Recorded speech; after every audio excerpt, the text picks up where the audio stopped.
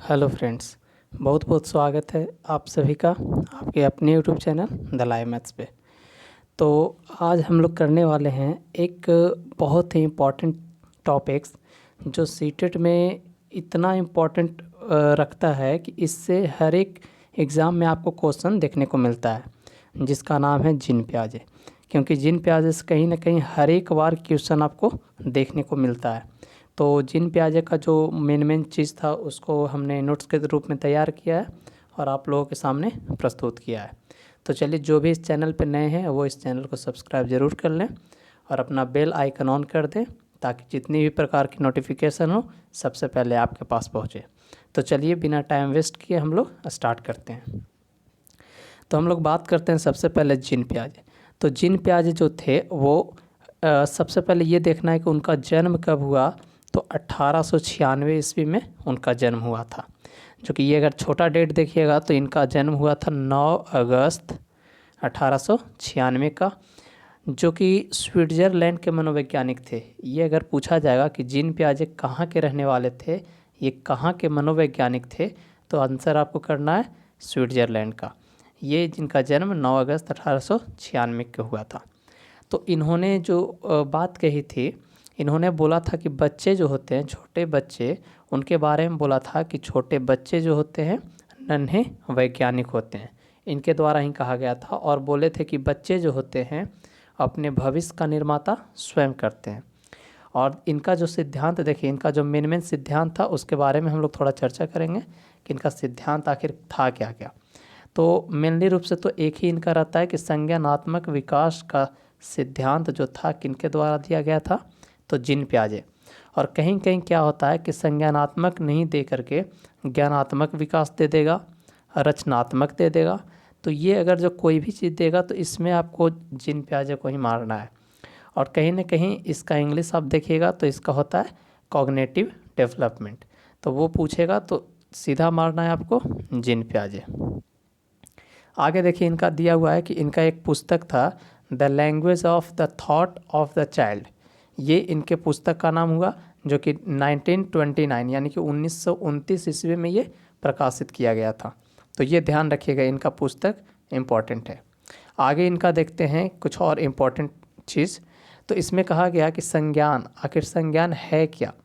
तो संज्ञान देखिए, संज्ञान का इंग्लिश होता है कॉग्निशन, जिसका मतलब होता है जानना। यानी कि ये संज्ञान बना कैसे है, तो लैटिन भाषा के कॉग्निशियर से बना है, जिसका मतलब होता है जानना। आगे देखेंगे इसका जो जिन प्याजे का था कॉन्सेप्ट ऑफ कॉग्निटिव डेवलपमेंट। तो ये आखिर है क्या क्या, जो इसमें मेन पॉइंट्स है उसी को लिया गया है। ज़्यादा इसमें लेंदी कुछ करना नहीं है, जो इम्पोर्टेंट है उसी पे हम लोग चर्चा करेंगे। तो इसमें देखिए, एक आपका सबसे इम्पोर्टेंट बात आता है अनुकूलन। तो अनुकूलन क्या होता है इसके बारे में देखना है, जिसका इंग्लिश शब्द होता है एडेप्टेशन। तो जैसा कि एडेप्टेशन जैसे देख रहे हैं, डायरेक्ट आप समझ सकते हैं।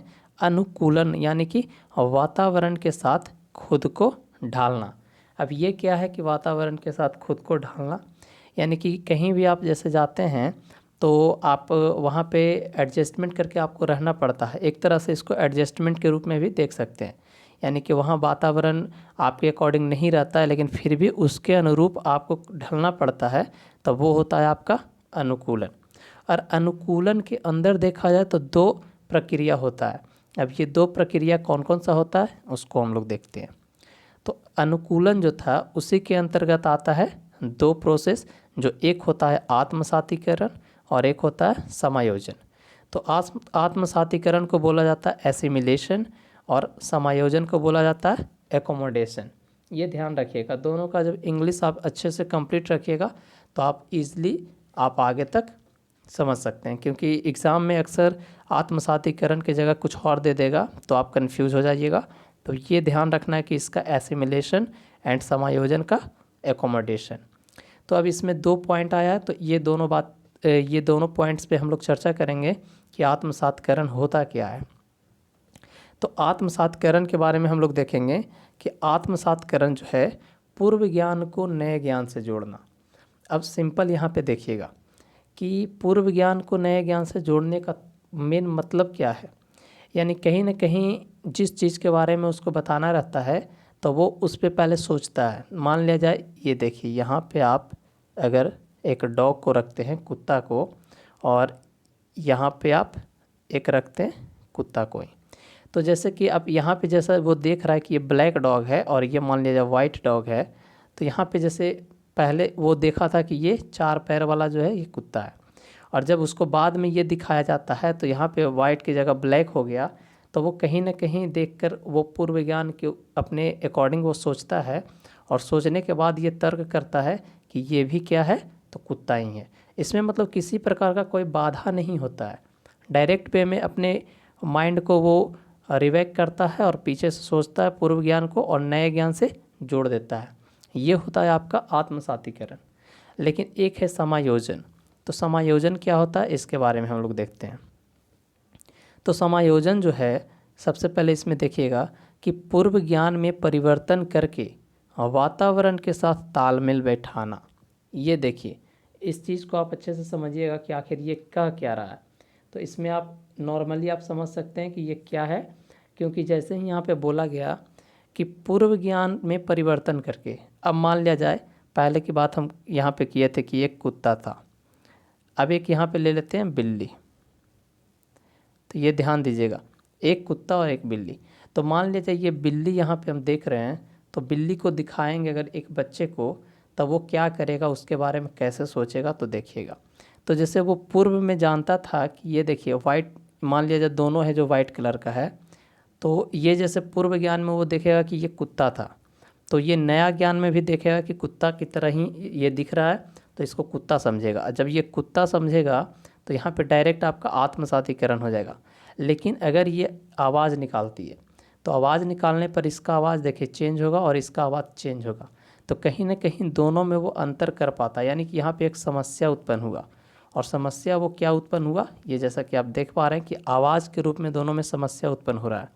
तो वहाँ पे वो क्या कर रहा है कि वातावरण के अकॉर्डिंग तालमेल बैठा रहा है कि कहीं ना कहीं दोनों अलग अलग है, ये यानी कि एक कुत्ता है तो एक बिल्ली है। तो यही आपका समायोजन के रूप में यहाँ पे हम लोग देखेंगे। तो समायोजन समझ गए। नेक्स्ट आगे आता है साम्य धारण। तो ये साम्य धारण क्या है, उसके बारे में हम लोग देखेंगे। तो साम्य धारण उसी को हम लोग बोलते हैं संतुलन या फिर इक्विलिब्रेशन। तो इसमें क्या होता है कि इसके द्वारा देखिएगा यहाँ पे, इसके द्वारा बच्चा आत्मसातकरण और समायोजन, जैसा कि अभी हम लोग ऊपर दोनों देखें, दोनों की प्रक्रिया के बीच संतुलन कायम करता है। ये ध्यान दीजिएगा, आत्मसातीकरण एंड समायोजन, यानी कि ये दोनों के बीच अगर वो संतुलन को कायम कर लिया तो ये आपका कहलाएगा साम्य धारण या फिर संतुलन। तो ये था आज का जिन प्याजे का जो मेन इम्पोर्टेंट था वो। और बाकी नेक्स्ट वीडियो में इसका जो स्टेजेस हैं, जिन प्याजे का 4 स्टेज दिया हुआ है, 4 अवस्था, तो वो जो अवस्था है उससे क्वेश्चन बहुत ज़्यादा पूछा जाता है।